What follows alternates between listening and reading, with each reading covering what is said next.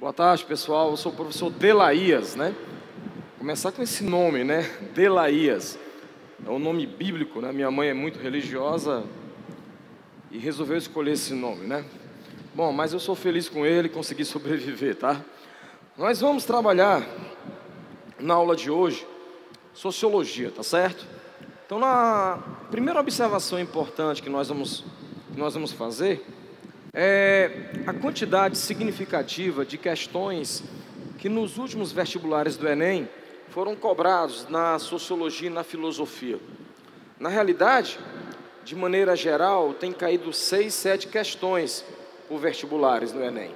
Claro, que se você observar, se a gente for fazer uma análise mais criteriosa, muitas questões que a gente analisa na prova do Enem achando que é de história, elas também têm um conteúdo de sociologia. De imediato me vem à mente, ano passado caiu uma questão sobre a Zuzu Ângelo. A questão estava falando sobre o contexto da ditadura militar, mas a questão também abordava a questão de gênero, a mulher na sociedade. Em 2013, o Enem cobrou uma questão sobre o voto feminino. Os sites de vestibulares comentaram a questão como sendo de história, quando na realidade a essência da questão era o movimento feminista e a luta pelo voto. 80 anos do voto da mulher na era Vargas, né? A mulher passou a votar no Brasil em 1933. Então isso é um fato, né? A sociologia tem sido bastante cobrada, ela anda de mão dadas com a história, tá certo? Então, por isso que muitas questões, ou quase todas elas, a gente precisa de uma contextualização. Então, a gente vai trabalhar um pouquinho a introdução à sociologia e no final eu vou fazer que nem o professor Laércio fez agora na aula de química, né? No final a gente vai respondendo as questões, tá? Eu selecionei as questões de acordo com o tema, não vou seguir necessariamente a cronologia que está aí no material de vocês. Todas as questões são no material, mas eu resolvi classificá-las por tema, tá ok? Então vamos lá. Primeira coisa que eu vou lembrar para vocês, né? Quando é que surgiu a sociologia? O que é sociologia? Se a gente analisar etimologicamente, o que é etimologicamente? Ao pé da letra. Sociologia seria o estudo da sociedade. Em que contexto surgiu a sociologia? Na realidade, desde o início da humanidade, os seres humanos tentaram explicar a realidade. Se você observar, quando você estuda história no primeiro ano, ou está fazendo uma revisão no pré-vestibular, você vai observar que os seres humanos lá da pré-história, eles já tentavam explicar a realidade através do mito. Depois surge a filosofia e depois vai surgir a ciência. O fato é que nos últimos 500 anos, a humanidade aumentou consideravelmente a sua produção intelectual. Em outras palavras, com o passar do tempo, a humanidade começa a querer explicar o mundo a partir da ciência.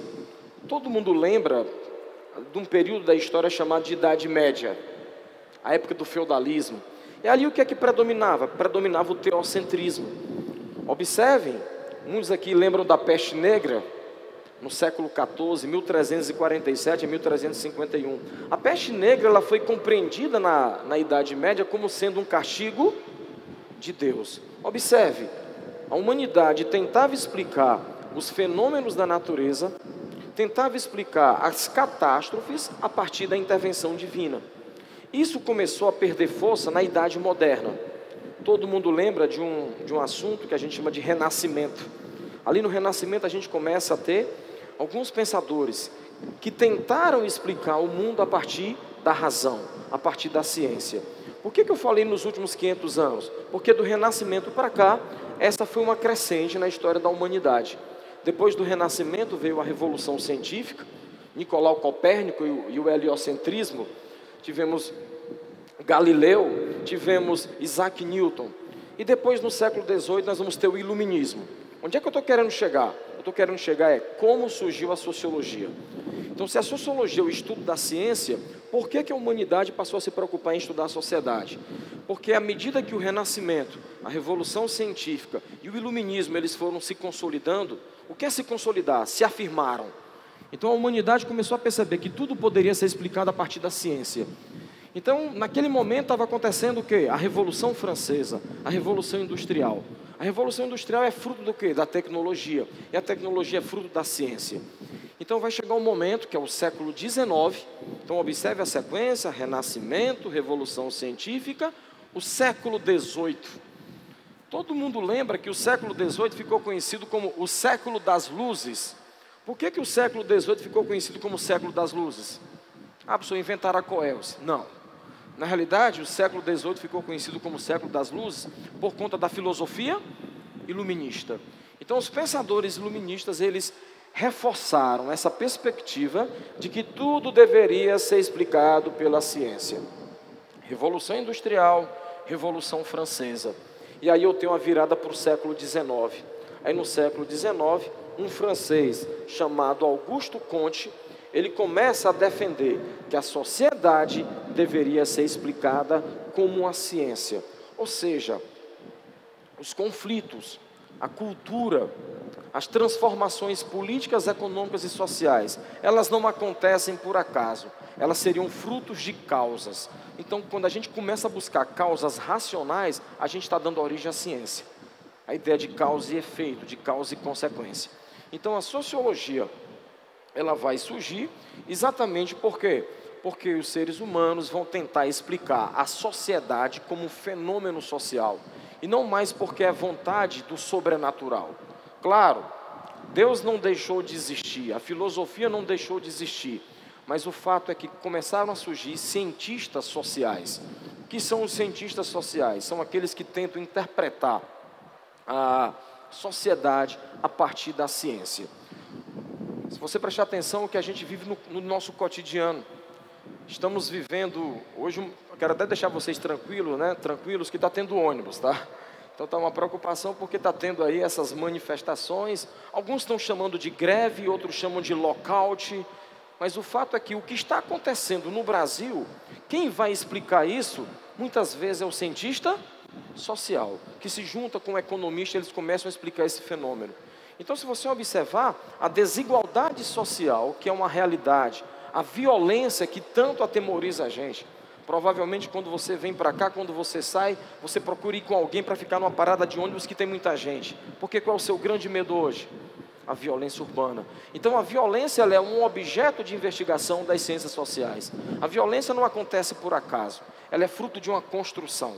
Então, se você observar tudo que está ao nosso redor, a urbanização intensa, o aumento da periferia, as favelas, as comunidades, tudo isso foi fruto de transformações sociais que podem e devem ser explicadas a partir da ciência. Então, no século XIX, a sociologia, ela vai surgir como uma ciência. Ao pé da letra, sociologia, o estudo da ciência. Quero acrescentar um detalhe interessante, é que quando você conversa com um aluno universitário, ele está fazendo o curso de sociologia, se você chegar, ei, cara, tu faz sociologia? Ele não vai dizer que faz sociologia, tá certo? Ele vai lhe corrigir. Ele vai dizer o seguinte: eu faço ciências sociais. Quando você vai escolher o seu curso, né? Todos aqui devem com certeza ter feito a inscrição do Enem. Quando vocês forem fazer o SISU, vocês vão ter lá as opções. E de repente vai ter alguém aqui que vai escolher ciências sociais. Lá no SISU não vai ter sociologia, vai ter ciências sociais. E o que são as ciências sociais? Elas têm 3 categorias. Eu tenho a sociologia, então na realidade, o que nós estudamos no ensino médio, né? Aula de sociologia, o que nós estamos tendo agora. A sociologia, ela seria uma parte das ciências sociais. A outra parte das ciências sociais, a antropologia, que é o que estuda cultura, antropologia cultural. Existe a antropologia física, aquela que vai estudar a teoria da evolução, a evolução das espécies, né? A evolução do Charles Darwin, aquela história da antropologia física. A nossa antropologia na sociologia seria a antropologia cultural, o fenômeno da cultura, da linguagem, dos costumes, das tradições. Então eu tenho, dentro das ciências sociais, a sociologia, eu tenho a antropologia e eu tenho um assunto que é fundamental, as ciências políticas, tá? Então, essas são as 3 partes das ciências sociais que nós vamos abordar na aula de hoje. Eu acredito que vocês devem estar vendo nos telões aí próximos, né? No terceiro pontinho, né? A gente tem a sociologia, diferentemente da religião e da filosofia. Professor, por que diferente da religião? Como é que nós explicamos algo a partir da religião? Foi intervenção divina.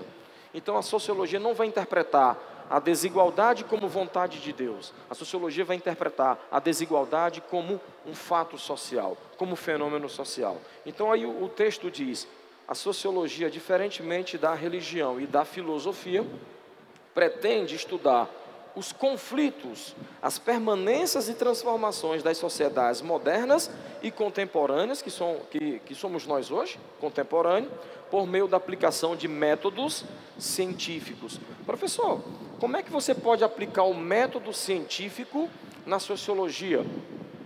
Não sei quantos de vocês já foram entrevistados em uma pesquisa do IBGE. Então a pessoa chega à nossa casa, pergunta quantas pessoas moram naquela casa, se tem banheiro, se tem aparelho doméstico. Já viram esse tipo de pesquisa? Pronto, ali é uma forma de você aplicar um método científico. Então a partir dali você vai ter um desenho do Brasil. Quantas famílias brasileiras têm pai, mãe e filhos? Quantas famílias brasileiras são comandadas por mulheres? Quantas famílias brasileiras precisam do Bolsa Família? Quantas casas têm saneamento? Então, se você observar, isso é um dado estatístico. Então, você está aplicando a ciência à sociedade. Então, isso implica que a gente compreende a nossa sociedade a partir de pesquisa, e não mais a partir do sobrenatural. Professor, eu sempre confundo filosofia e sociologia. A filosofia, ela não é uma ciência. A filosofia, ela é uma investigação. Inclusive, elas andam de mão dadas, tá? Porque a filosofia, ela questiona. Se existe sociologia, porque existiu primeiro a filosofia. Uma frase muito falada numa aula de filosofia, alguns professores universitários não gostam dessa frase. Eu não sou professor universitário, eu sou professor do ensino médio, eu gosto muito dessa frase. A filosofia é a mãe de todas as ciências. Já escutaram essa frase? Eu costumo dizer nas minhas aulas que isso é frase de para-choque de caminhão. Eu sei que não é um assunto muito agradável hoje falar de caminhão, tá certo? Mas o que é uma frase de um para-choque de caminhão? Uma frase comum, que todo mundo sabe. E essa frase eu acho que todo mundo sabe. A filosofia é a mãe de todas as ciências. Então qual a relação que vai existir? A filosofia, ela questiona. A filosofia, ela não vai aceitar o conhecimento pronto. A filosofia, ela vai ultrapassar o senso comum. A filosofia ultrapassa a informação. Então, a partir da filosofia, é que nós vamos ter uma série de questionamentos sobre a desigualdade, sobre a violência, sobre a urbanização, sobre a condição da classe trabalhadora, sobre o desenvolvimento do capitalismo. E por falar em capitalismo, a sociologia, ela vai surgir exatamente no momento em que o capitalismo está consolidado, maduro, que é exatamente a segunda revolução industrial. Eu posso até afirmar que a sociologia, na realidade, ela seria o fruto da segunda revolução industrial, porque os pensadores começaram a tentar explicar as transformações que aconteciam na segunda metade do século XIX. Claro que data é importante, tá? Essa história, a data não é importante, mas ela não chega a ser o principal da nossa aula. Mas, professor, quando é que surgiu a sociologia? A sociologia, ela vai surgir na metade do século XIX, 1850 e pouco.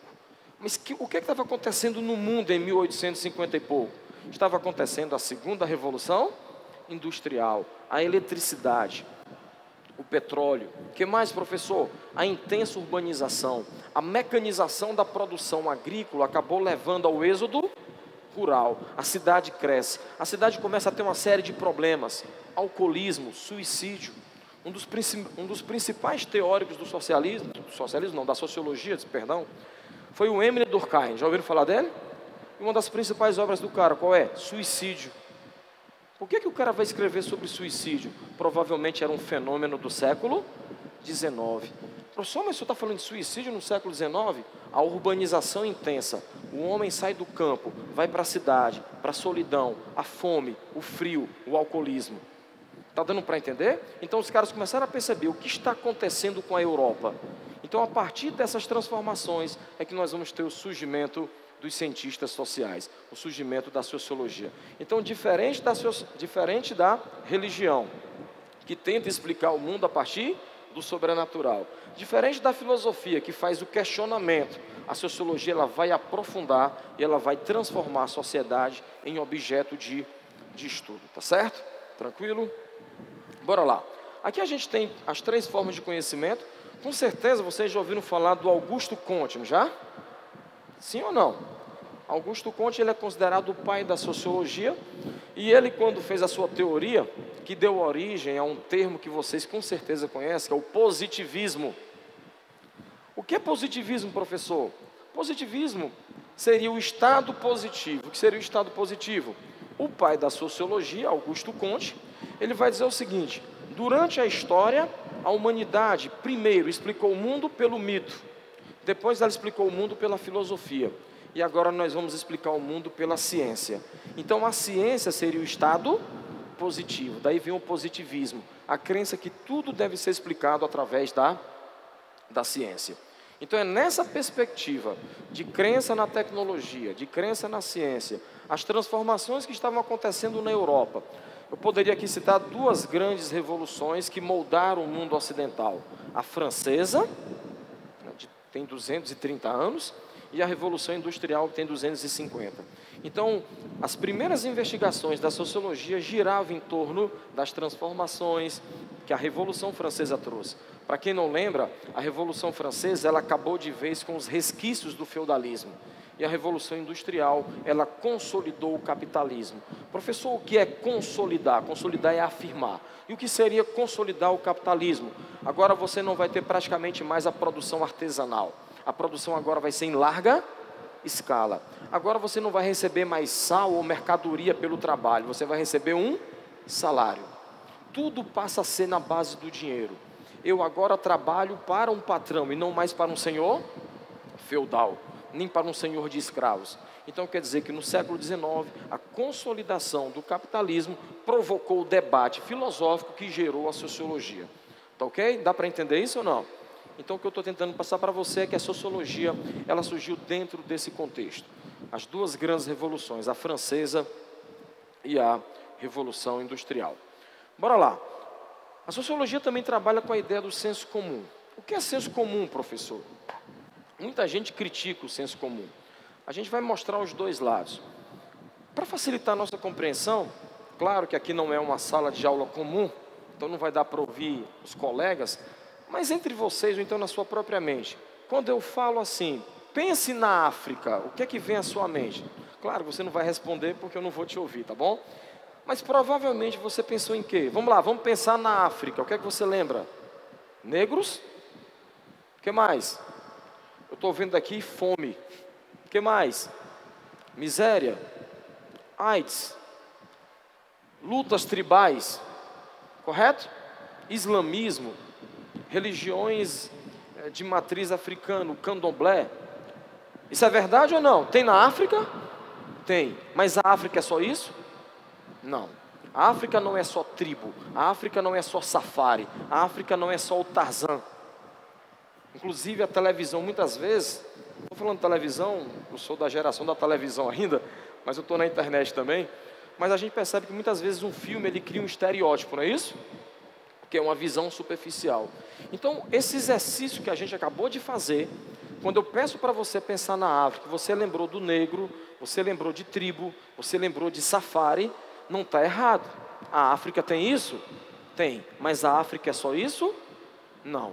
Então, quando você lembra só disso e praticamente todos lembraram a mesma coisa, isso eu chamo de senso comum. Observe o termo, senso, sentir, comum, igual.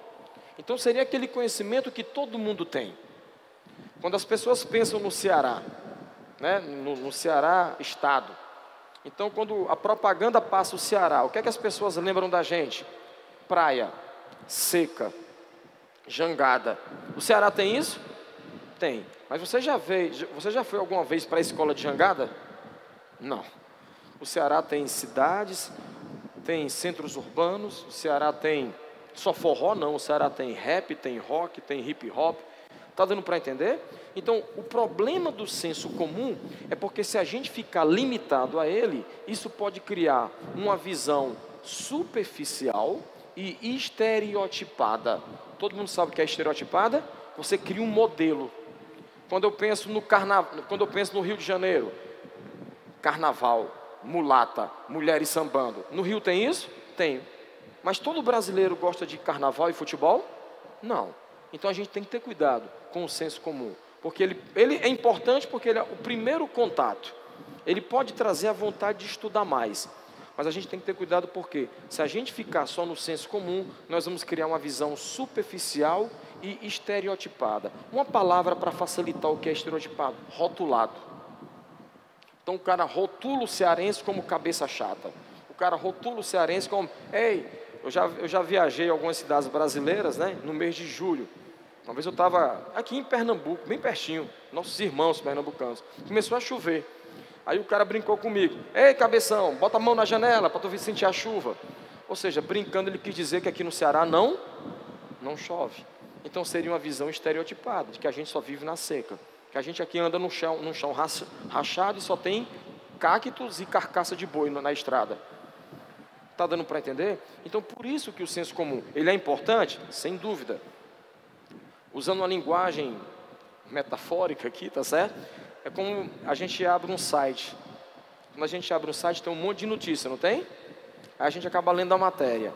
Então a leitura da matéria jornalística seria o senso comum. Aí quando eu decido aprofundar aquele tema, eu saio do senso comum e vou para o senso crítico, o senso científico. Então a sociologia, ela seria senso crítico. Eu não vou analisar a desigualdade, por exemplo, a África é pobre porque a população é negra. Isso era uma visão que os europeus tinham lá no século XIX. Seria uma visão de senso comum.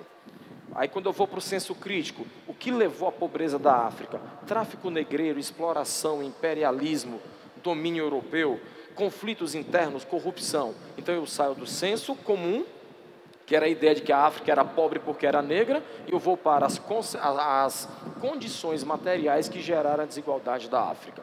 Então, por isso que a sociologia, ela vai se enquadrar no senso crítico e não no senso comum, tá certo? Tranquilo? Aí o tópico 3 está aí no telão. Ciência e senso comum, elas podem ser contraditórias, mas se a gente tiver uma análise crítica, a gente pode juntar o senso comum com a ciência, tá certo? Vocês conseguiram entender isso ou não? De verdade? Então o que seria o senso comum? Eu começo a ter informação superficial, é um começo. Aí quando eu decido aprofundar essas informações, eu saio do senso comum para o senso crítico. Para concluir essa parte introdutória, vamos pegar um exemplo. Como é que as pessoas estão chamando essas mobilizações dos caminhoneiros? Greve. Senso comum é greve. Quando a gente começa a analisar, seria uma greve de um movimento social em que os caminhoneiros estão preocupados com os trabalhadores do Brasil? Ou seriam as grandes transportadoras preocupadas com o preço do diesel? Se for a segunda opção, não é greve, é lockout. O próprio empresariado incentiva o trabalhador a fazer greve para conseguir um objetivo. Qual seria o objetivo? Baixa o preço do óleo diesel. Aí resultado, o óleo diesel vai ficar barato e a gasolina vai continuar ficando cara. Nós vamos bancar o barateamento do diesel. Quem vai lucrar com isso? As transportadoras. Claro, de uma forma indireta a gente vai ganhar porque o frete pode ficar mais barato. E o frete barato pode gerar também a mercadoria mais barata. Já tem tomate e batata a R$10 o quilo. Não sei se vocês estão sabendo disso. Porque está faltando. Se está faltando, o preço sobe. Mas de qualquer maneira, o que está acontecendo aí não é só uma greve de caminhoneiro preocupado com o preço do combustível. Não. Muitas vezes é um lockout, que é exatamente uma greve provocada pelo próprio patrão para incentivar a queda do óleo, nesse caso do óleo diesel. Então, o que eu acabei de fazer agora? Eu saí do senso comum e fui tentar entender melhor o fato. Então eu fui para o senso crítico. Lembrando, pessoal, ser crítico não é falar mal. Muitas vezes a gente começa a perceber na sala de aula, né? Ah, professor, rapaz, Delaís, o professor de filosofia, geralmente os mais revoltados, somos nós. Filosofia, sociologia, história, né? Todo mundo pensa que a gente é revolucionário, comunista. Aí o que é que acontece? O meu professor de sociologia, o Delaís, ele é crítico. Por quê? Ele esculhamba todo mundo. Ele não é crítico, ele é revoltado. Tá certo? Crítico seria exatamente quando a gente analisa. Criticidade é quando eu sou de um partido e eu reconheço que esse partido tem falhas e precisa ser consertado. Criticidade é quando o governo que está à frente do país não é do meu partido e eu reconheço os seus acertos. Isso é criticidade. Fazer uma análise crítica não é simplesmente falar mal, é você enxergar os acertos e os erros. Isso seria a ideia de criticidade. E aqui eu vou passear rapidamente pelos primeiros sociólogos, tá? Que a gente vai chamar de sociologia clássica, né? Então o primeiro, eu já falei dele, foi o Augusto Comte. Então o Augusto Comte, ele é considerado o pai da sociologia, tá certo? Na época, a sociologia não era crítica como nós temos a sociologia hoje. Por quê, professor? Uma coisa que a gente precisa entender. Eu vou citar uma frase da história que ela é útil em qualquer área de humana, tá bom? Filosofia, história, sociologia e geopolítica. Essa frase é de um historiador francês que já morreu, chamado Marc Bloch. Eu acho essa frase fantástica e ela cabe muito bem na nossa aula. Vocês vão entender por que eu vou citá-la. Ele diz: a história é filha do seu tempo. Nós nos parecemos muito mais com o nosso tempo do que com os nossos pais. Eu vou repetir. A história é filha do seu tempo. Nós nos parecemos muito mais com o nosso tempo do que com os nossos pais. Claro que numa aula de história eu iria abordar de forma diferente, tá? Mas por que eu estou utilizando, pegando emprestado essa frase da história? Eu também sou professor de história, né? Por isso que eu vou pegar emprestado, tenho essa intimidade com a história. É porque toda vez que a gente vai analisar um pensador, uma obra de arte, a gente tem que levar em consideração o contexto histórico. Porque senão nós vamos cometer um crime chamado anacronismo. O que é um anacronismo? É quando eu julgo o passado com os valores do presente. Provavelmente muitos aqui já devem ter vivido a situação que eu vou citar agora, tá certo? Você estava em casa arrumando uma gaveta e acharam um álbum de fotografia e viram a foto da mãe e do pai de vocês. Já aconteceu isso ou não? Quando eles eram jovens. O que é que você fez? Você achou lindo ou riu? Provavelmente você riu. Aí você pega a foto: mãe, que cabelo é esse? Aí o que é que ela diz? Tu tá por fora, menino. Nessa época aí o colégio todinho dava em cima de mim. Pergunta pro teu pai, morria de ciúme de mim. Aí, pai, que bigode é esse? Pai, que calça é essa lá nos peitos? Minha filha, você tá por fora. Quando eu chegava, meu apelido era El Matador. Tá, que era o meu apelido na época da faculdade. Mas deixa pra lá. Então, quando eu tinha cabelo, né? Brincadeira. Vocês entenderam a brincadeira ou não? O que é que você observa? Se eu analisar a fotografia da sua mãe dos anos 80 e começar a analisar se ela é bonita ou feia, eu estou cometendo um anacronismo. Negação, cronos, tempo. Anacronismo, eu estou negando o tempo. Professor, por que o senhor está recorrendo à história? É porque o Augusto Comte, ficou claro essa historinha ou não? Então muitas vezes nós analisamos, e hoje como as transformações são mais rápidas, e todo mundo tem fotografia, o que é que acontece? Você olha para uma fotografia sua da época do Orkut, você fala, meu Deus, apaga. 8 anos atrás, você já apaga a fotografia porque seu cabelo está horrível. Aí já é uma outra discussão, por que o tempo está passando mais rápido? É uma discussão sociológica e histórica. Porque a gente tem a sensação de que o tempo está passando mais rápido. Mas enfim, vamos voltar aqui para Augusto Comte. Por que eu parei a aula para falar do tempo e da história? É porque a teoria do cara tem que ser entendida de acordo com a época dele. E por que o senhor preparou tudo isso? É porque o Augusto Comte e outros contemporâneos dele, sociólogos que viveram na época dele, filósofos que viveram na época dele, historiadores, eles acreditavam que a sociologia e a história poderiam ser tratadas como uma ciência como outra qualquer. Alguém entendeu isso ou não? Ou seja, o cara queria tratar a sociologia, a sociedade, como se fosse matemática. É o que está aí no primeiro pontinho, ó. A sociedade é tão real como um organismo vivo, biologia. O que é que Augusto Comte imaginava? Eu posso aplicar na minha pesquisa o mesmo método científico da biologia, da matemática. Está dando para entender ou não? Por que eu estou falando isso? Por que eu recorri lá para a historinha do retrato, da fotografia? É porque na época do Augusto Conte, o que estava acontecendo? O triunfo da tecnologia, o triunfo da ciência. Então ele acreditava o seguinte: 1 mais 1 é 2 e acabou. Então ele acreditava que poderia explicar a sociedade com regras da física, com regras da matemática, com regras da biologia. Hoje nós não concordamos mais com isso. Mas eu posso crucificar o Conte? Não, porque ele escreveu de acordo com a época dele. A época dele, esse cara morreu faltando 2 anos para a publicação da Origem das Espécies, do Charles Darwin. Alguém já ouviu falar do Charles Darwin, correto? A origem das espécies seria aquela concepção de que a humanidade seria fruto da evolução. Então observe, tudo estava sendo explicado pela ciência. Então o cara queria explicar a sociedade de forma científica, como se fosse a matemática. Professor, e por que a visão dele com o passar do tempo foi superada? Primeiro, ele teve uma importância fundamental ou não teve? Porque ele trouxe a sociedade para ser investigada. O método que ele aplicou de acordo com a época dele é que nós não concordamos mais hoje. Isso não quer dizer que ele vai ficar no esquecimento e vai ser crucificado. Ele deu a contribuição dele. Tá certo? Professor, e por que a gente não concorda mais com a ideia do Conte? É porque o cara estava buscando um conhecimento universal, uma verdade absoluta, que a gente não acredita mais nisso hoje. Como assim, professor? Meu nome é Delaías, tá certo? Como eu comecei falando, meu nome foi tirado da Bíblia, porque minha mãe é cristã.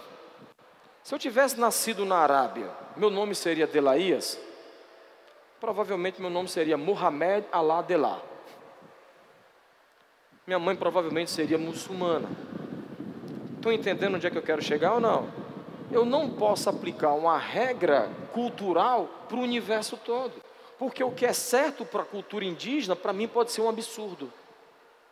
E isso no século XIX a galera não percebia. Então eles acreditavam que poderiam sim aplicar o mesmo método científico das ciências da natureza, tá bom? Mas ele deu a sua contribuição. E aí o outro pensador, bastante conhecido, amado, odiado, dá até medo de falar dele hoje, né? Porque os alunos... Karl Marx. Não sei se você sabe, no dia 5 de maio, agora, completaram-se 200 anos do nascimento do Karl Marx, pensador alemão, que escreveu sobre economia, política, filosofia e sociedade. Primeira coisa que a gente vai fazer, deixar de lado o preconceito, o estereótipo. Professor, por que esse cara é tão famoso? Por que ele é amado e odiado? Eu não vou falar por que ele é amado e odiado em si. Eu vou lembrar por que ele é Karl Marx. Ao contrário do que muita gente pensa, o Karl Marx é famoso não por conta do socialismo, não por conta da teoria que ele elaborou. Ele acreditava que o capitalismo um dia iria acabar, como todos os sistemas econômicos um dia acabaram, e no lugar do capitalismo viria uma nova ordem, que ele achava que seria o socialismo, correto? Mas eu quero deixar bem claro para você que o Karl Marx não é famoso por conta disso. O Karl Marx ele é famoso por conta de uma ideia que nós chamamos de materialismo histórico. O que é isso, professor? O Karl Marx ele acreditava que as transformações da sociedade, elas aconteciam não porque necessariamente as ideias mudavam. Na visão do Marx, as transformações aconteciam porque aconteciam transformações nas condições materiais. Professor, isso é muito difícil, eu não entendi. Deixa eu explicar. Quando o Marx começou a fazer faculdade, o Karl Marx, quando ele começou a frequentar, a principal ideia que rolava nas universidades europeias era a ideia do Hegel. Alguém já ouviu falar? Hegel com H. O Hegel ficou famoso porque ele começou a dizer que as verdades mudavam com o tempo. Foi a maior contribuição do Hegel. Aí, resultado, quando o Marx começou a estudar, o Hegel já tinha morrido, mas a ideia do Hegel era mais estudada. O que é que o Hegel defendia? Se as verdades elas não são eternas, se as verdades não são universais, o que é que leva a sociedade a mudar a verdade? Na cabeça do Hegel eram as ideias. Então, na visão do Hegel, a humanidade começa a mudar de ideia, o mundo muda.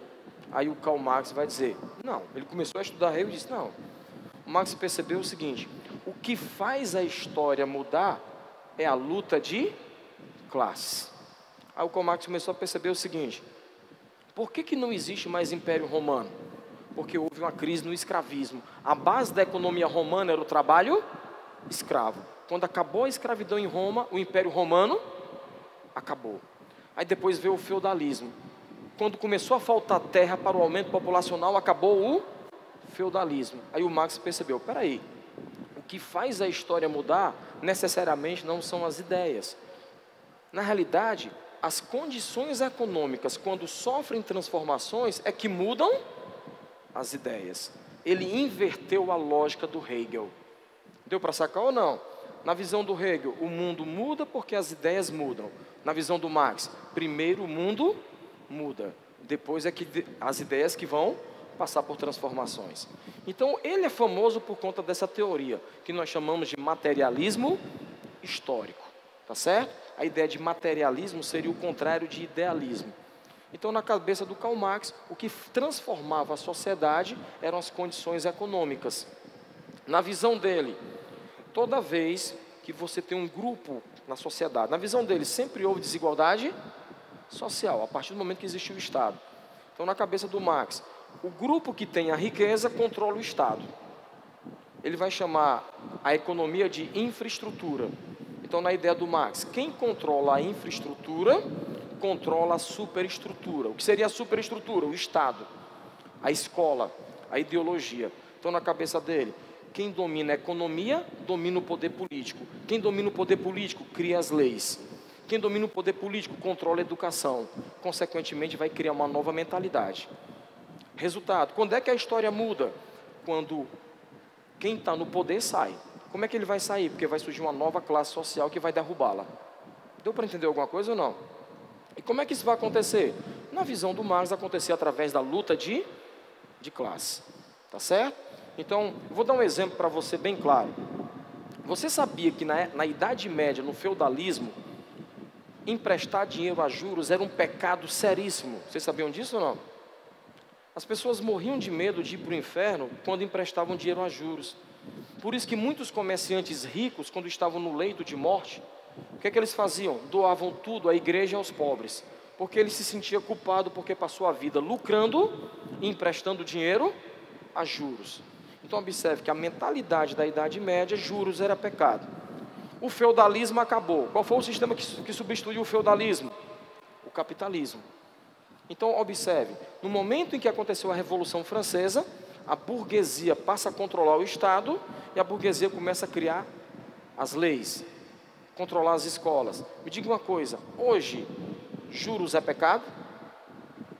Então por que o juro não é mais pecado hoje?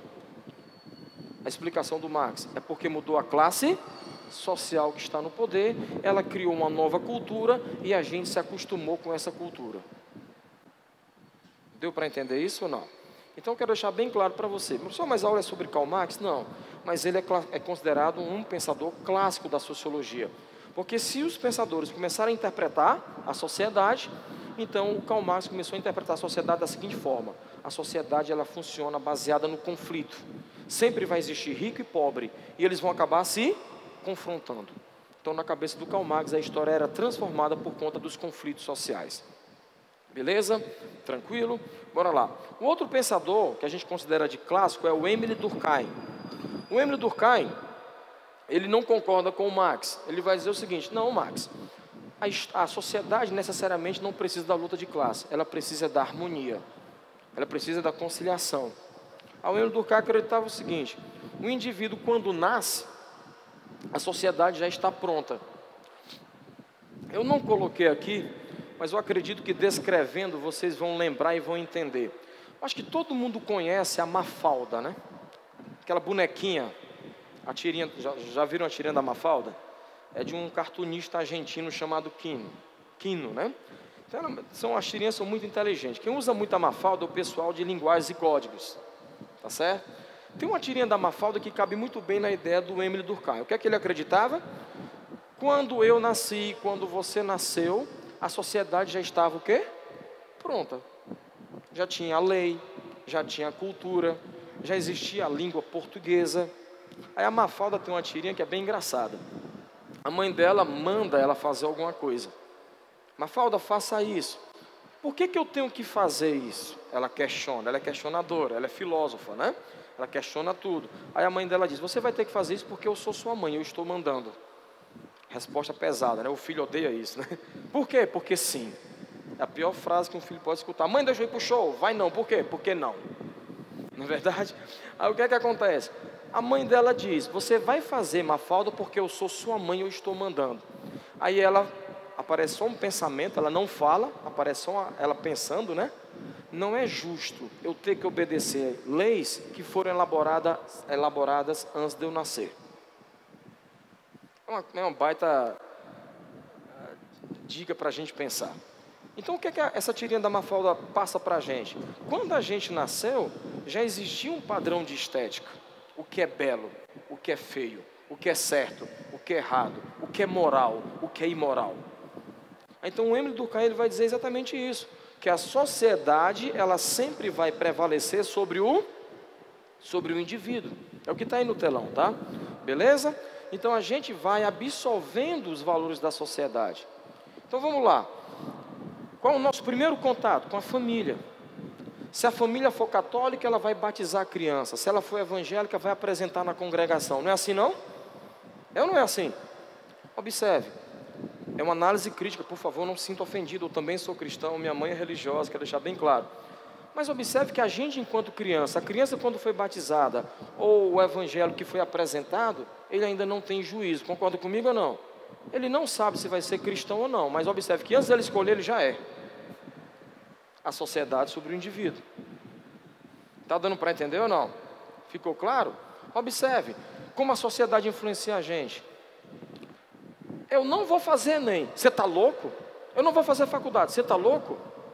É como se todo mundo tivesse que seguir aquela tradição, aquela cultura. Há um tempo atrás era um absurdo. Mãe, eu vou me juntar com um cara. Você está louca? Na nossa família nunca aconteceu isso. Está dando para entender ou não? Então quer dizer que a sociedade ela acaba prevalecendo sobre o indivíduo. Essa era a visão do Emile Durkheim, pensador francês, né, que escreveu a obra O Suicídio. Tá ok?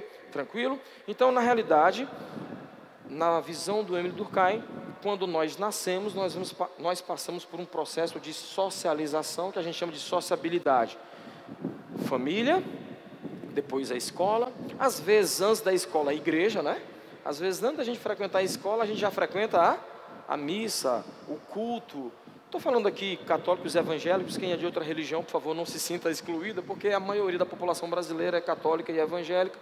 Mas de qualquer maneira, hoje em dia é muito forte, né? Um grupo espírita, né? A mãe já leva o menino para o evangelismo infantil nas comunidades espíritas e por aí vai. Então a ideia do Durkheim seria essa: a gente aprende a se socializar a partir da família, a linguagem, a moral, os valores, a escola, depois vem o trabalho. Então a sociedade funciona dessa forma. Inclusive ele cria um termo chamado a ideia de quebrar com a regra, anomia. O que é isso, professor? Aquela concepção de que quando o indivíduo, no exemplo que eu acabei de citar, né, numa família tradicional, se a moça diz que não vai casar no cartório nem na igreja, pode ser um escândalo para a família. Não é verdade? Pode ou não pode ainda? Pode. Embora a lei permita. Mas o que é que você observa? Na visão do Emile Durkheim, quando alguém sai das regras, a própria sociedade vai puni-la. Quando a sociedade não vai puni-la, o Estado vai punir. Deu para entender? Aqui cabe um parêntese, né? Não vamos confundir normas com leis. Tá bom? Um pouquinho de filosofia ética. Existe a norma e existe a lei. A norma é estabelecida por uma questão cultural. A lei é institucional.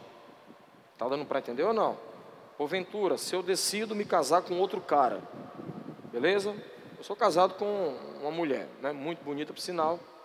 Um casal perfeito, né? Há quem diga. Eu sou mais bonito do que ela, por isso que ela morre de ciúme. Mas enfim, vamos supor que eu decidisse casar com um cara, com o professor Laes, que acabou de sair daqui, professor de Química, trabalho com ele há não sei quantos anos. Aí o que é que acontece? Para o Estado seria um crime? Para o Estado seria um crime? Não, o Estado até já reconhece, correto? Mas para minha mãe, que é religiosa, seria um absurdo. Concorda comigo ou não? Então, para minha mãe seria reprovável. Correto? Então, no caso, a minha mãe estaria sendo baseada em normas ou leis? Normas. E no caso, o Estado reconhece, o Estado é lei. Então, muitas vezes, a lei permite. mas a tradição é tão forte que a gente segue as normas, e é normal. Por exemplo, eu decidi me casar no cartório. Por quê? A mãe da minha, na época, namorada, ela era muito tradicional. Então, na minha cabeça, não custa nada.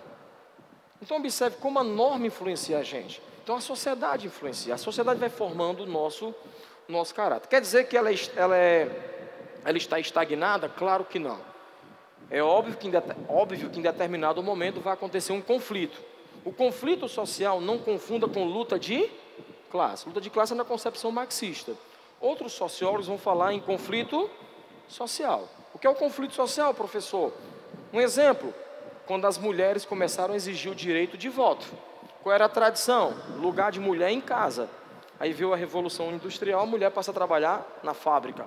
Vieram a Primeira e Segunda Guerras Mundiais. A mulher ganha um mercado de trabalho. Aí ela vai para a rua. Quando eu digo ela vai para a rua exigir voto, exigir os mesmos direitos. Então observe, mudou ou não mudou o papel da mulher na sociedade? Mudou. Não mudou de forma natural. Não mudou porque um ser superior quis. Mudou porque as mulheres lutaram. Então isso implica que houve em algum momento um conflito social. Não sei se vocês já ouviram falar da Leila Diniz. Leila Diniz foi uma modelo dos anos 60 aqui no Brasil, que na época ela fez uma coisa que bateram fotografia e virou um escândalo. Ela estava numa praia no Rio de Janeiro, ou era Ipanema ou Copacabana, pouco importa isso agora, e ela, como ela era modelo, ela foi fotografada de biquíni, com 7, 8 meses de grávida. Na época foi um escândalo. E hoje em dia é saudável você tomar banho de sol grávida, correto? Está dando para entender? Agora, como é que a sociedade viu a Leila Diniz? Louca, sem juízo, não tem família. Então quer dizer que alguém sofreu um conflito social, para que a gente pudesse estar desfrutando aqui. Eu estou vendo aqui algumas senhoras na plateia. Claro que eu não vou estar falando necessariamente do seu caso, mas eu trabalho na escola pública à noite, de manhã eu trabalho nas particulares. E no primeiro dia de aula eu gosto de conversar. Eu já tive alunas com 60, 70 anos, que é emocionante a história. O sonho dela era saber escrever, porque a neta, ela não conseguia ensinar o dever da neta. Aquilo me sensibilizou pra caramba, e ela estava no ensino médio agora. E uma vez eu perguntei e disse: a senhora fique à vontade se a senhora quiser responder. Por que a senhora não estudou quando jovem? Ela: porque meu marido não deixava. Porque o meu marido não deixava. Disse que não tinha nada que fazer na escola, porque ele já botava tudo dentro de casa. Alguém está entendendo onde é que eu quero chegar ou não? Essa sociedade patriarcal está mudando ou não? Claro que está. Claro que está. Eu quase não vinha hoje, porque minha mulher está fazendo especialização. E como a gente tem um filhinho de 2 anos e meio, quando ela estuda, eu que fico com o menino. Resultado, a mãe dela tem 70 anos, a mãe dela fica: não está certo, você sair e seu marido ficar com o menino. Ela fica escandalizada. Eu só: mas dona Fátima, a gente é casal, a gente é uma família, a gente tem que dividir as obrigações, o filho é nosso. E é um prazer, eu quero ficar mais tempo com ele. Mas na cabeça dela não está certo, por quê? Minha mulher saiu arrumada e eu fiquei em casa com o menino nos braços. Quando o menino chora, a situação ainda piora. Está vendo? Menino chorando e a mãe saindo. Eu posso condená-la? Não, porque ela foi criada em uma sociedade patriarcal, que a filha dela ajudou a mudar. E nós estamos mudando o tempo todo a sociedade. Então por isso que a concepção do Émile Durkheim: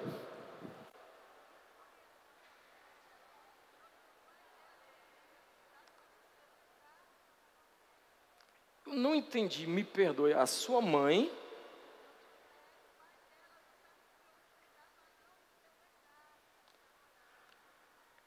Vê se eu entendi. A sua mãe não estudou porque não queriam que ela aprendesse a escrever carta. Eu não estou falando do século XIX, não. Estou falando de uma pessoa que está aqui agora, no século XXI. Então as transformações... Obrigado, senhora. As transformações, elas são lentas. Na história a gente fala de avanços e retrocessos. Claro que nos últimos anos nós tivemos mais avanços do que retrocesso.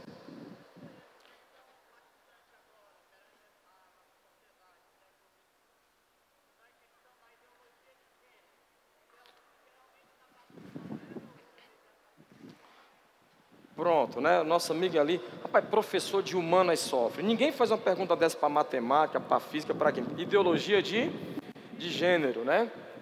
Na realidade, primeiro,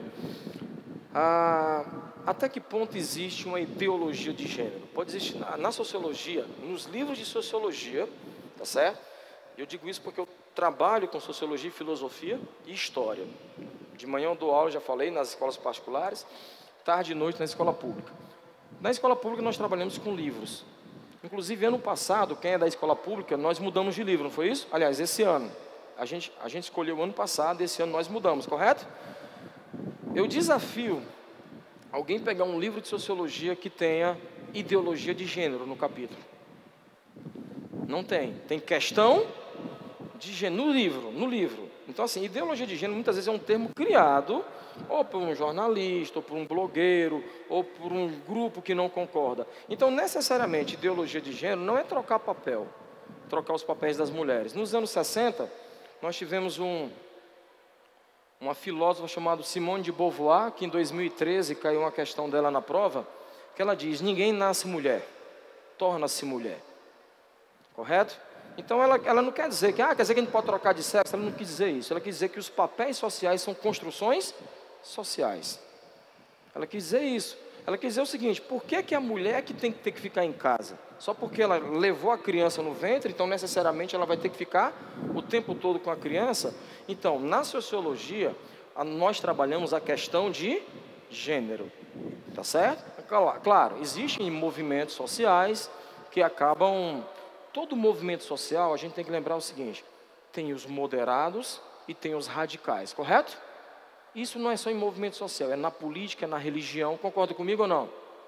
Então a gente não pode pegar o grupo radical e tomar como modelo e ele vai representar todo mundo. Está dando para entender?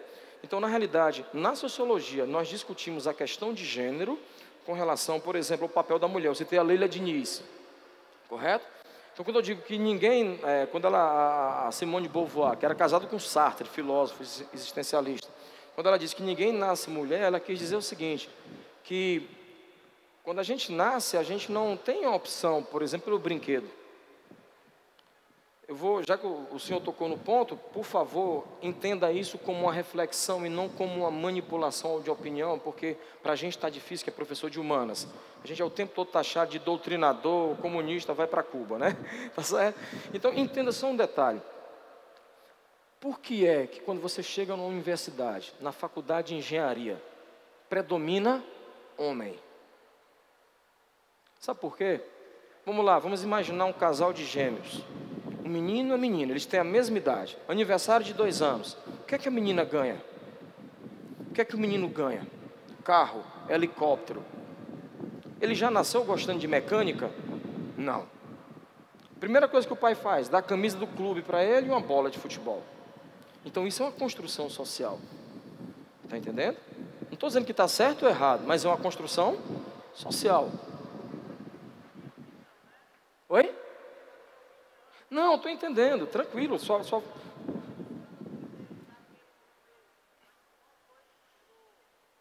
O museu.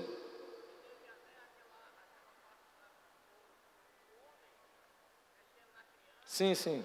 A criança mexendo no homem. Uhum. Ele está lembrando daquele episódio do museu. É polêmico, né? Então, em outro momento a gente pode discutir, até depois da aula aqui, tá bom? Tranquilo, mas entendeu a questão da construção social? Beleza? Então, no caso, quando eu cito o exemplo aqui, e a gente pode ir mais longe. Quantas vezes nós vivenciamos isso ou fizemos isso com os nossos filhos, com os nossos sobrinhos, com os nossos irmãos? A gente está com um meninozinho, meninazinha. Aí está com vontade de fazer xixi, está no meio da rua. O que é que a gente faz com o menino? Pode fazer. Se for uma menina, é feio. Aí você está empoderando o cara, você está dizendo, eu posso, ela não pode. Então isso acontece no nosso cotidiano. Isso é um fato. Isso não é ideologia de gênero. Isso é você discutir o porquê das desigualdades de gênero. Está entendendo? A questão da desigualdade, por exemplo, quando você observa o número, você sabe o que é o ITA, né? Instituto Tecnológico da Aeronáutica. Então o ITA agora está todo mundo invocado porque passou no concurso uma mulher negra. Pela primeira vez o ITA está tendo uma mulher negra como professor. O Instituto Tecnológico da Aeronáutica é o vestibular mais difícil, inclusive nós cearenses detonamos lá, vocês sabem disso, né? As propagandas estão aí, nós é osso, nós vamos dominar o mundo, tá certo? Aí o que é que você observa? Num país onde a maior parte da população é mulher e negro, pela primeira vez vai ter uma professora mulher. Então isso aí é natural ou é uma construção social? Deu para entender ou não? Correto? Tranquilo? Bora lá. E o outro pensador, né? A gente chama na faculdade dos três porquinhos, né? Karl Marx, Emile Durkheim e Max Weber, né? Outro pensador aqui, no caso da Alemanha, o Marx também era alemão, o Emile Durkheim era francês. Ele vai dizer que a sociedade ela funciona a partir das ações dos indivíduos. Então os indivíduos eles podem entrar em acordo, eles podem discordar, tá certo? Então ele vai um pouquinho além do Emile Durkheim. Então eu vou passar agora para a questão de exercício, tá? Eu separei, por exemplo, essa primeira bateria de exercício, vou tentar resolver, né? No instante o tempo passa, tá ok? Questão 1, eu coloquei assim, ó, eu vou resolver agora exercício de aprendizagem, tá? Então, como eu escolhi as questões que eu achei mais interessante, então, no caso, eu coloquei exercício de aprendizagem. Quando eu mudar para o outro, eu digo para vocês, tá? Então, a primeira questão do exercício de aprendizagem, eu já deixei bem claro. Eu adorei essa questão, ela é polêmica, tá? Mas não vai gerar briga entre a gente, não. Enem 2016, tem assim, todo mundo achou? Primeira questão. Participei de uma entrevista com o músico Renato Teixeira. Certa hora, alguém pediu para listar as diferenças entre a música sertaneja antiga e a atual. A resposta dele surpreendeu a todos. A resposta do Renato Teixeira, crítico de música. Não há diferença alguma. A música caipira sempre foi a mesma. É uma música que espelha a vida do homem no campo e a música não mente.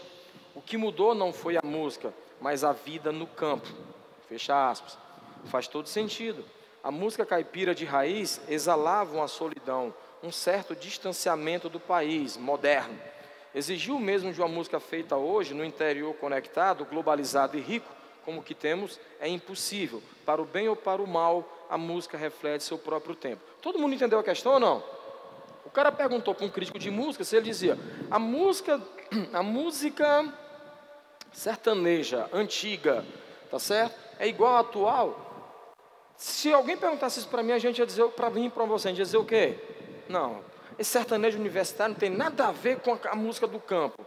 Aí o cara diz o que? Não, na realidade, a música vai continuar sendo a mesma. Em que sentido? Ora, a música reflete a realidade de uma época. A música caipira, Tonico e Tinoco, Zé Rico e Milionário, Sérgio Reis, era de um Brasil lá dos anos 40, 50, 60. Eu já dei aula no interior, de 1999 a 2005, eu dei aula em Quixadá. Toda vez que saía um carro novo, eu via primeiro em Quixadá. Alguém entendeu ou não? Ficou claro? Então, se você observar, o interior não é mais aquele da época da nossa avó. Está dando para entender? Então, o que o Renato, está todo mundo entendendo a linha do raciocínio? O cara está dizendo o seguinte, na realidade, a música continua retratando a época. Se o interior não está mais sem energia, se o interior agora virou um grande negócio, o agronegócio, o crescimento, o banco, a vida urbana no interior, então ele quer dizer o quê? Bom, na realidade, o que mudou não foi necessariamente a música, o que mudou foi a cidade.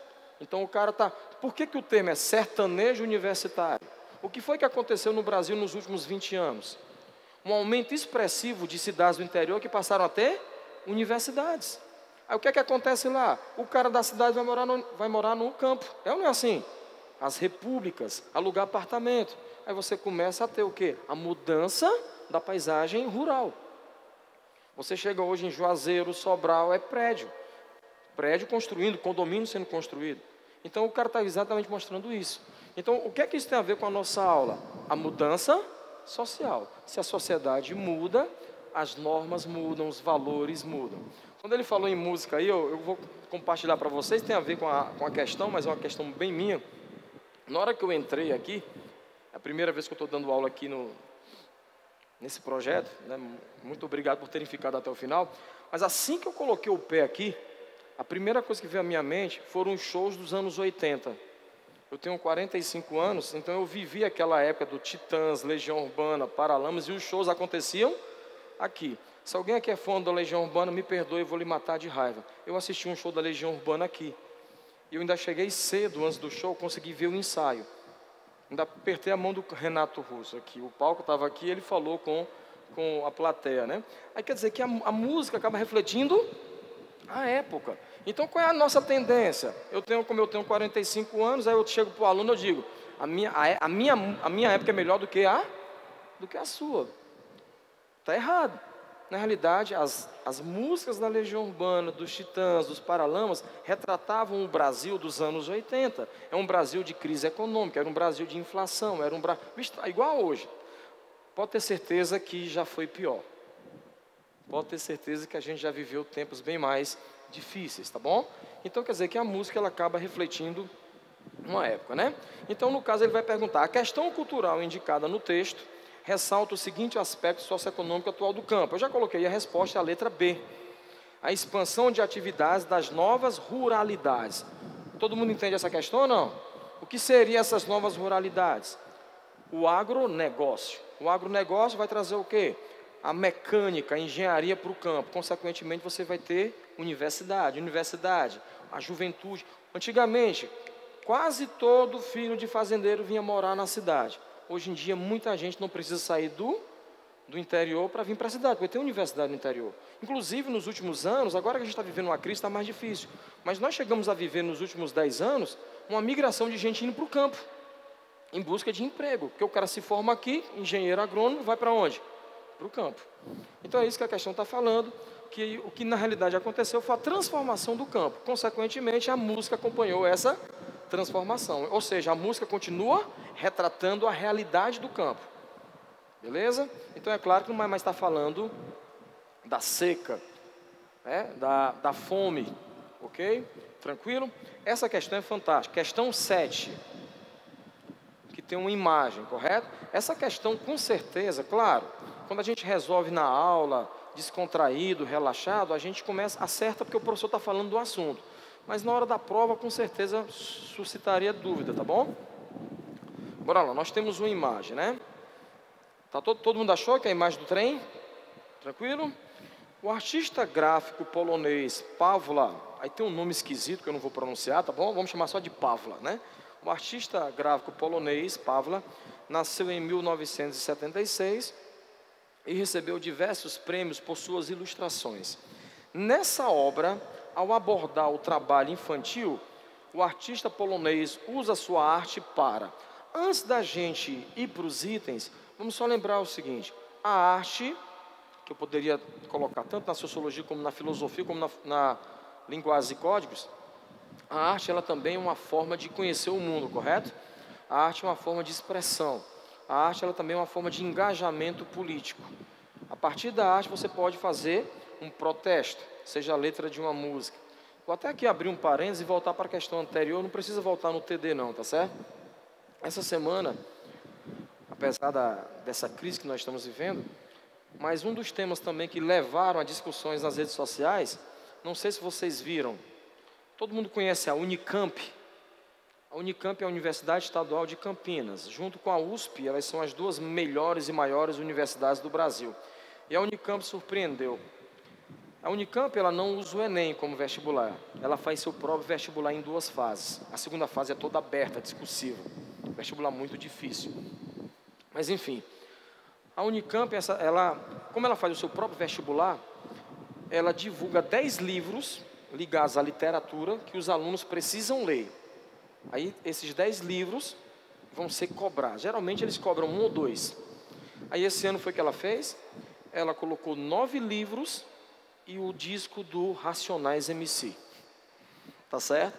Olha que coisa interessante. A Universidade Estadual de Campinas, estou voltando para a questão anterior, pede para que o aluno, além dos 9 livros, não vai ter o 10º. No lugar do 10º, o aluno vai ter que ler as letras dos Racionais. Gerou muita polêmica, muita crítica, porque como é que a universidade faz isso?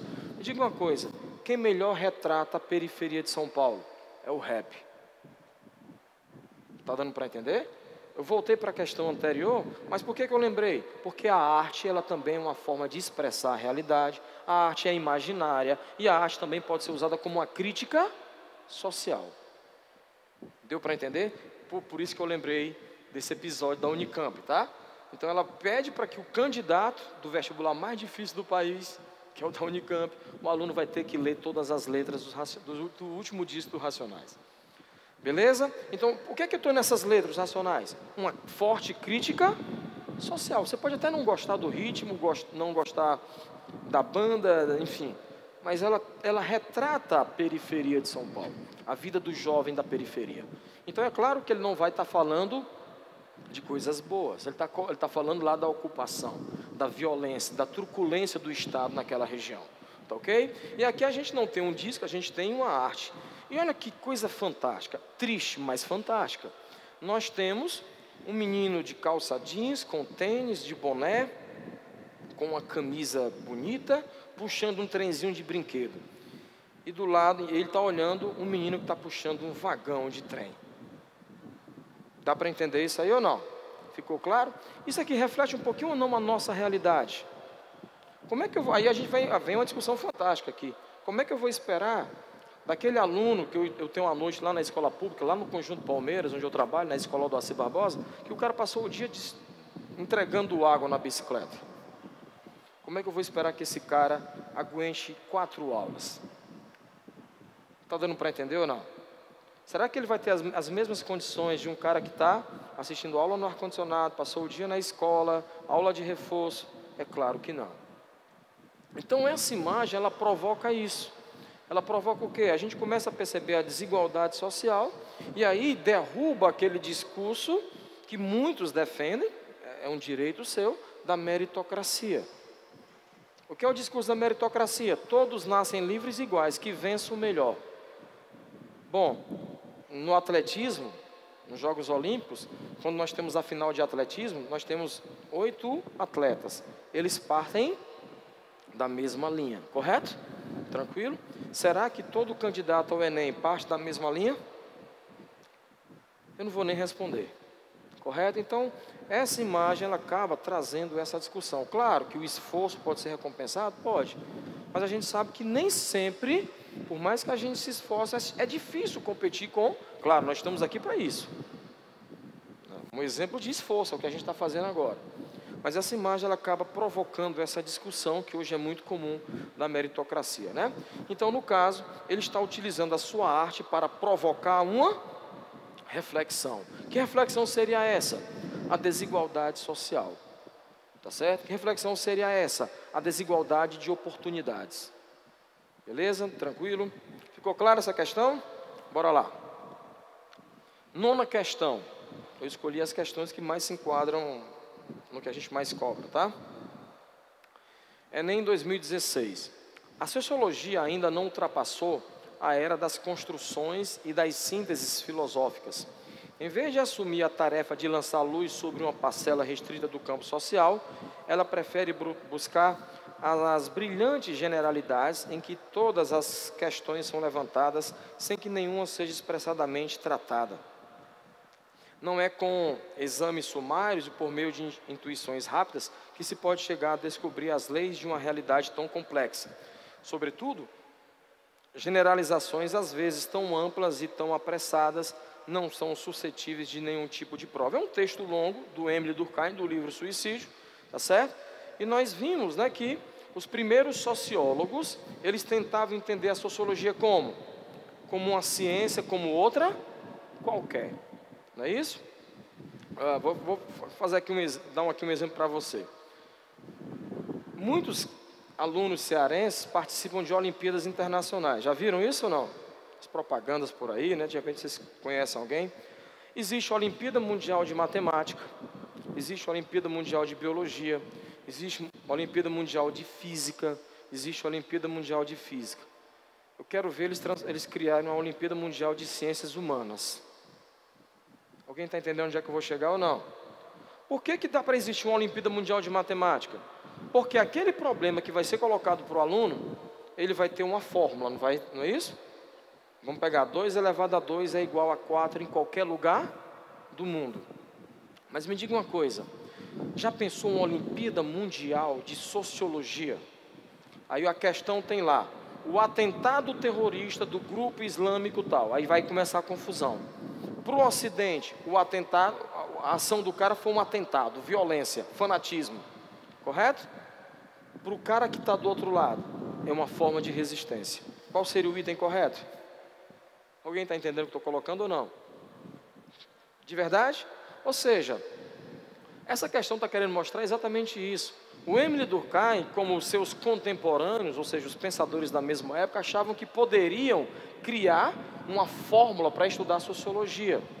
E hoje nós sabemos que vai ser muito difícil nós encontrarmos essa fórmula. Não vai ter. Por quê? Se você for, vamos imaginar o seguinte, se a gente fosse à Turquia, e lá a gente visse as mulheres tomando banho de burca, qual seria a sua impressão?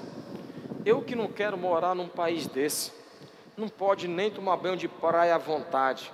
Aí se ela viesse aqui para a Praia do Futuro, ela ia sair, Deus me livre, ter que mostrar meu corpo para todo mundo. E aí quem tem razão? Não vai ter a resposta como 2 mais 2 igual a 4. É isso que a questão está falando. Então o Émile Durkheim, o Augusto Comte, que eles viveram lá no século XIX, que eles viveram no momento do triunfo da tecnologia, do cientificismo, então eles achavam que poderiam fazer a mesma coisa com a sociologia, tá certo? Então no caso aí, o item correto é a letra D. O Émile Durkheim, está defendendo uma sociologia com base na adesão de padrões de investigação típicos das ciências da natureza. A matemática, a gente coloca nas ciências da natureza, então quer dizer que eu não posso, hoje eu sei que isso aqui não vai dar certo, porque qualquer assunto que eu colocar aqui, política, moda, economia, a gente vai variar de cultura para cultura, tá ok? Tranquilo? Eu vou mostrar agora algumas questões de exercícios complementares, tá certo? Por exemplo, a questão 4, exercício complementar, questão 4, do Max Weber. Tranquilo? Acharam? Tem assim, ó. Lembrando, Max Weber morreu no ano 1900, então quer dizer que ele 100 anos, 120 anos atrás. A crescente intelectualização, e racionalização não indicam um conhecimento maior e geral das condições sob as quais vivemos. Significa a crença em que, se quisermos, poderíamos ter esse conhecimento a qualquer momento. Não há forças misteriosas incalculáveis. Podemos dominar todas as coisas pelo cálculo. De novo, o cara acreditando que pode explicar tudo através de cálculo, Era a tendência da época. O que ele está querendo mostrar aí? O cara está vivendo a segunda revolução industrial. Para a gente é difícil imaginar. Eu vou contar uma experiência minha. A primeira vez que eu acessei a internet, em 1999, gente, eu virei à noite. Ainda era internet de escada. A gente ficava esperando da 00:01 para poder só valer uma ligação. Não sei nem se alguém está entendendo o que eu estou falando. O pessoal mais antigo, mais novo, talvez não entenda. Então, não tinha banda larga, a internet era no telefone, e quando a gente usava a internet, ficava contando como uma ligação telefônica. Então, a gente esperava da 00:00 para valer só uma ligação. Aí eu esperei 00:00, aí liguei. Primeira vez, emoção, levei um pacote de peta, refrigerante para passar a noite lendo. Cara, eu fiquei impressionado.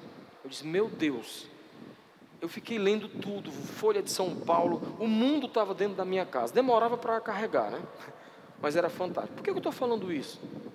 Se hoje, no século XXI, eu me empolguei com isso, agora tu imagina, lá em 1870, 1880, quando o cara viu a eletricidade, quando o cara viu a locomotiva, quando o cara viu o avião. É isso que ele está dizendo. Ele diz, cara, a gente agora pode tudo. Está dando para sacar ou não? Então essa é a perspectiva do cara que estava lá no século XIX. Claro, nem todos os pensadores foram tão otimistas assim. Nós vamos ter pensadores pessimistas, que vão começar a mostrar, isso aí vai dar errado, vai dar guerra, vai dar poluição. Mas a maioria estava com esse sentimento, que é o sentimento do Max Weber, Deu para sacar ou não? Então o texto ele mostra exatamente isso. Ele diz o que? Nós vamos dominar tudo, nós vamos conseguir explicar tudo. E tem uma parte que eu ressaltei na minha fala, quando eu estava lendo a questão, né, quando ele diz, na penúltima linha do texto, não há forças misteriosas incalculáveis. Sabe o que é que ele quer dizer aí? Ele quer dizer o seguinte, não há nada que a ciência não possa explicar. Tá ok? Como ele era sociólogo, então ele acreditava que a sociedade também poderia ser explicada pela ciência. Então o item correto é a letra D de dado, quando ele diz afastamento de crenças tradicionais como uma característica da modernidade. Eu sei que está quase acabando, mas aqui cabe uma fala interessante.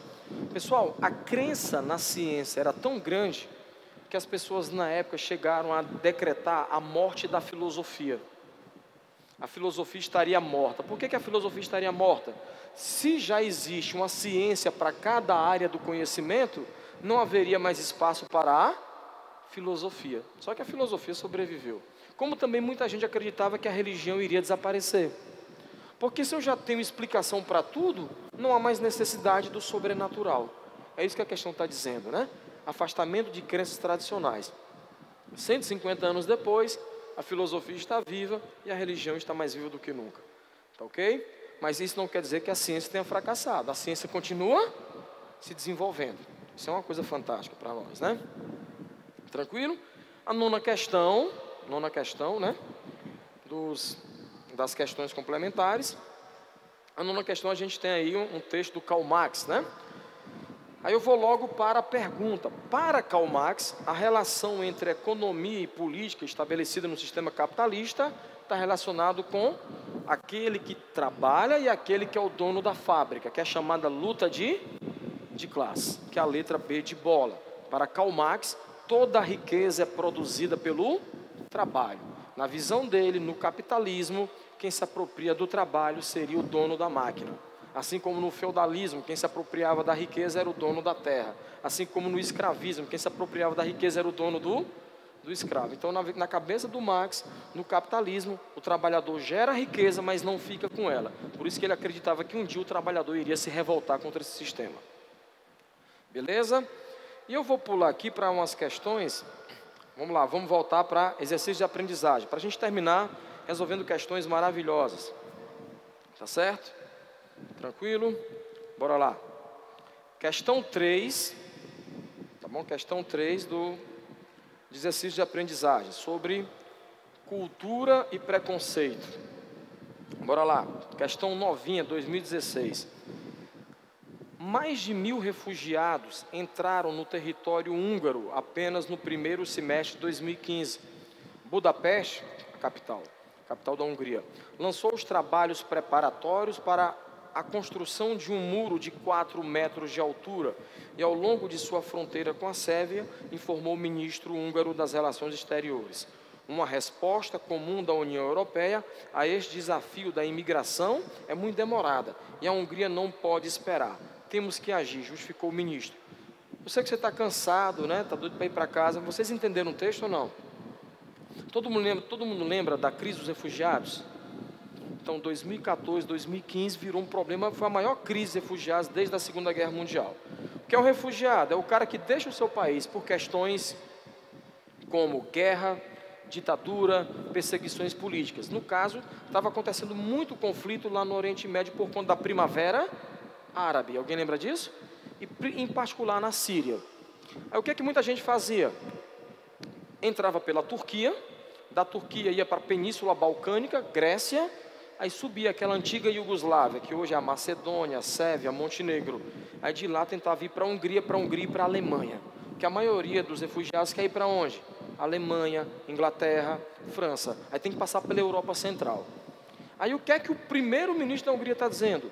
Eu não posso esperar o que é que a União Europeia vai fazer. Eu vou logo fazer um muro. O texto está dizendo isso. Então, parte do próprio governo é a ideia de construir um muro. E aqui cabe uma reflexão. Eu vivi o ano de 1989, a queda do muro de Berlim. Na época eu lembro os jornais, todo mundo dizendo, uma nova era, não vamos ter mais muro.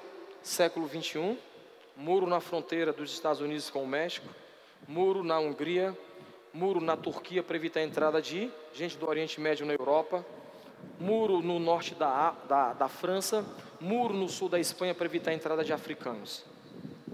Correto? Olha como a história, a sociologia é cheia de avanços e retrocessos. Correto? Bora lá para a gente concluir. O segundo texto. O Alto Comissariado das Nações Unidas para Refugiados critica as manifestações de xenofobia. Todo mundo sabe o que é xenofobia? Xeno, estrangeiro, fobia, aversão, medo, horror. As manifestações de xenofobia adotadas pelo governo da Hungria. O país foi invadido por cartazes, nos quais o chefe do executivo estimula, os imigrantes a respeitarem as leis e não roubarem os empregos dos húngaros.